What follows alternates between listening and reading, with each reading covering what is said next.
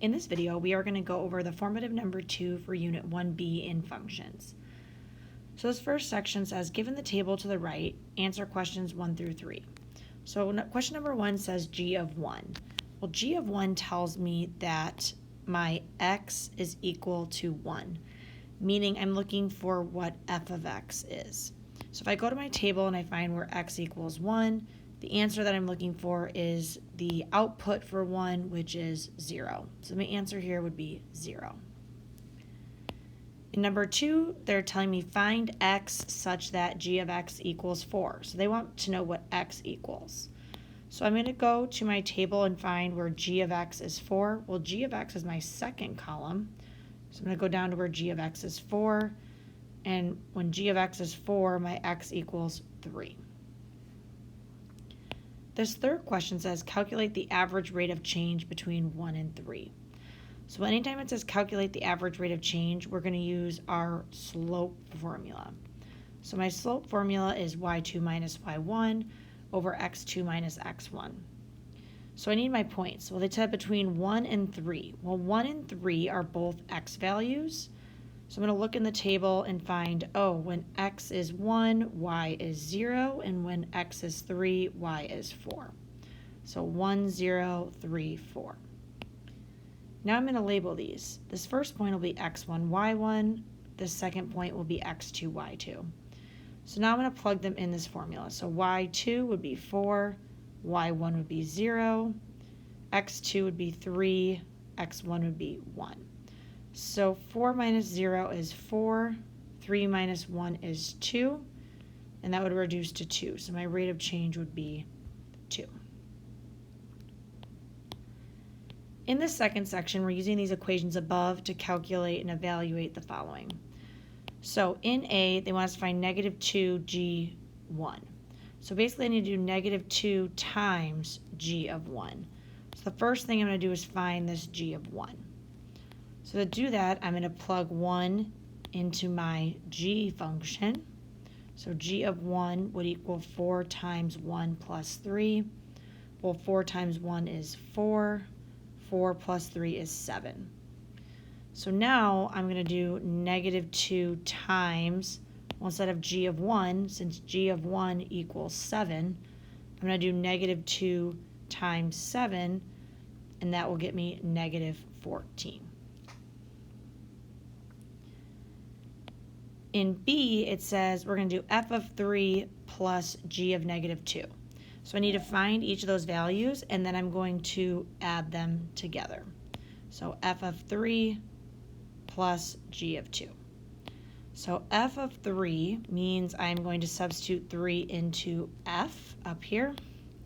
So I'm going to have 3 times 3 minus 1. So 9 minus 1 is 8. So 8 plus, now I'm going to plug into g. So g of negative 2 will be 4 times negative 2 plus 3. So negative 8 plus 3 would give me negative 5. So I'm going to do 8 plus negative 5. So my final answer would be negative 3. Our final question says evaluate 2f of x plus g of x. So I'm going to do 2 times f of x plus g of x. Well, f of x, there's no number here, so that means I'm just going to use the equation f of x. So I'm going to do 2 times, well, f of x equals 3x minus 1, so 2 times 3x minus 1. And then g of x equals 4x plus 3, so for g of x plus 4x plus 3. So now to simplify this expression, I'm going to distribute the 2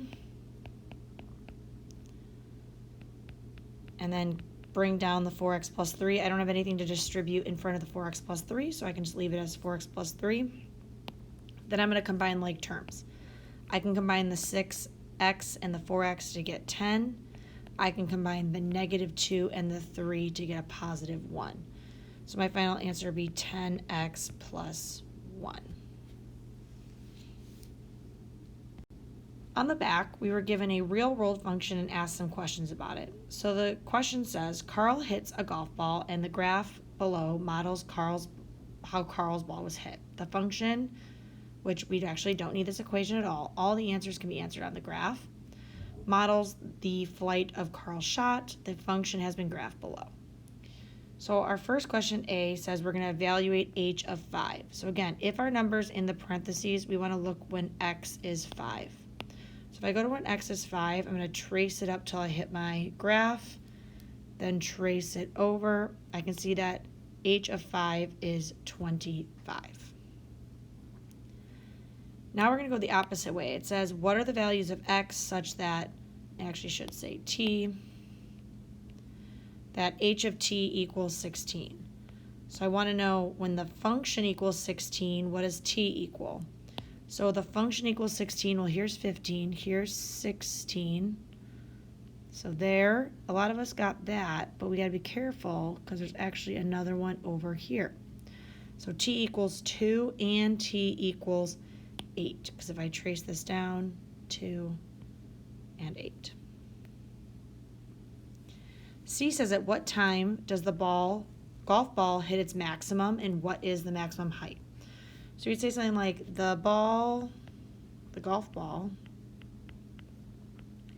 hits its maximum height at, well, what is the maximum height? The maximum height's right here. So it's actually the part I already highlighted in blue. So it hits the maximum height at 5 seconds. And the maximum height is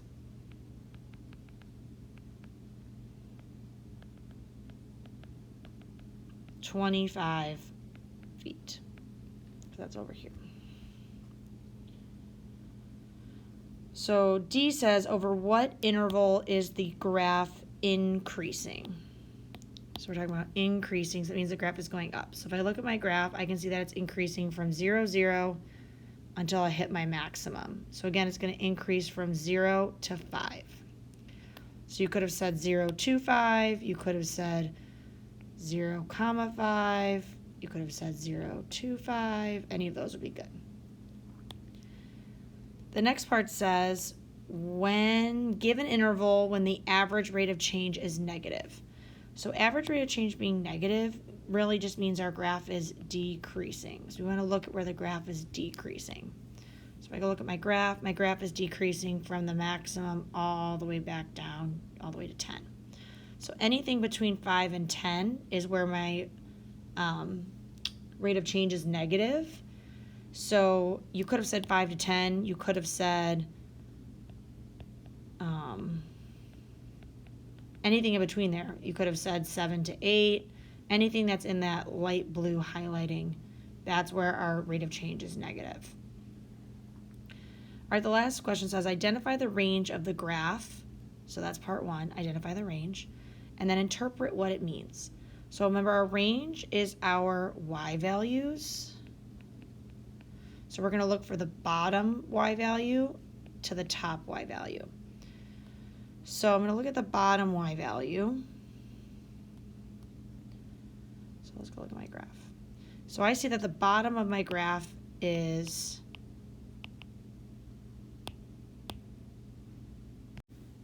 along here. So be careful, I want the y value. So the bottom part of my graph, y equals 0. The highest point of my graph is up here, and y equals 25. So bottom to top is going to be 0 to 25. So my range is going to be 0 to 25. And I'm going to use those square brackets because that indicates that it's touching at 0 and touching at 25, which it is. So now interpret it. Well, what's happening from 0 to 25? So Carl hits a golf ball. It hits a maximum at 25 and then goes back to 0. So something along those lines of Carl hits a golf ball off the ground to a maximum height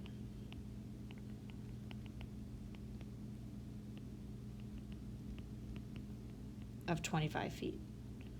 So something along those lines. There's definitely more than one right answer for that interpretation, but we want to talk about basically what the 0 and the 25 are telling us.